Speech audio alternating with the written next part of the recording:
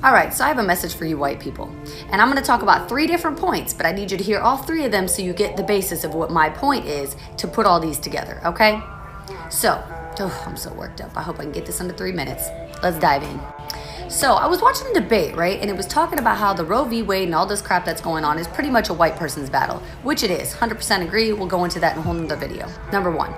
The second debate is Black Lives Matter versus All Lives Matter. Well, all lives can't matter if Black lives don't matter. That's number 2, okay? And then we have the debate on whether police brutality is an issue when it comes to Black people versus white people.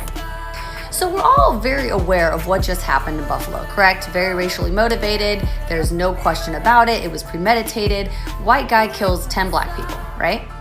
We're also very aware that there are multiple massacre shootings that happen all the time in public areas, predominantly, if not all, done by white people.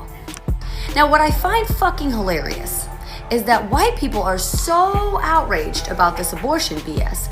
But where's that same energy when we're talking about police brutality versus Black people and white people? Because if you notice, every time there's a shooting like that, the white person manages to make it to a court date without a scratch on them. But yet, we have hundreds, and you can look it up. In fact, it was over 164 just in the first 8 months of 2020, and that's, that was like a year, 2 years ago. So you can imagine how many it's been since then. Everything really started after 2014 with Michael Brown. But anyways, so all of these people are being killed for things when they didn't even do anything. 12-year-old playing with a gun, a toy gun, which are sold in stores for kids to play with. Ironic, okay? A 15-year-old leaving a house party, killed. Someone that was just had a knife on them, but magically when they were transported to the jail, they sustained a spinal injury that caused them to go into coma and they magically died. Somebody having cigarettes, George Floyd, we all know what happened with him. Breonna Taylor, who was sleeping. All of these people did absolutely nothing and lost their fucking lives. Yet, on site, white people are being arrested for murdering multiple people and magically don't get gunned down. But you guys don't want to talk about that. And you know why that is?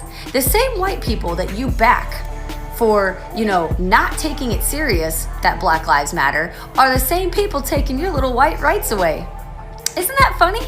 And now all of a sudden you're outraged. Now all of a sudden it's a problem because it affects you. But I don't see that same energy when it comes to what affects Black people or Native American people or anything like that. You want to argue that all lives matter, but you don't care about when Black lives are affected. So unless you're going to fight just as hard as you are now for everybody else's issues because it's about equality, go cry your white tears to somebody else.